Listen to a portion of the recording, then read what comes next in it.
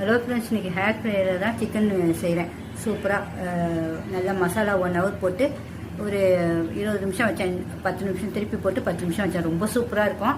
அதான் சரி உங்களுக்கும் அப்படியே காட்டிடலாம் அப்படின்னு தான்.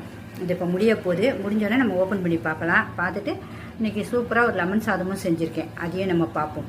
அது கண்டிப்பாக செய்முறையும் போடுறேன். லிங்கில் போய் பாருங்கள். முடிய போகுது. இது முடிஞ்சிருச்சு. அவ்வளோதான், சவுண்டு வந்து முடிஞ்சிருச்சு.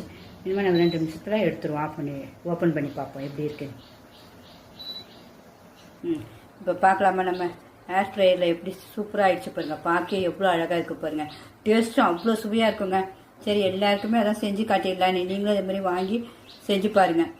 இப்போ இனிமேல் சாப்பிட்டும் பார்த்துலாம் நம்ம வச்சு.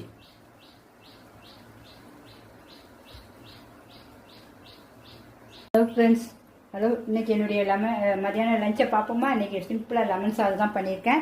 ரொம்ப சூப்பராக இருக்கும். சாப்பிட்டேன் காட்டுறேன். அவ்வளோ ஒரு டேஸ்ட்டு. இதில் செய்முறை கீழே லிங்கில் கொடுக்குறேன், போய் பாருங்கள். வித்தியாசமான லெமன் சாதம் ரொம்ப சூப்பராக இருக்கும். அதேமாதிரி ஹேர் ஃப்ரையில் சிக்கன் பொரித்தேன். அவ்வளோ ஒரு டேஸ்ட்டு, அவ்வளோ ஒரு சாஃப்ட்டு. சரி, அதுவும் உங்களுக்கும் சாப்பிட்டு காட்டிடலாம்.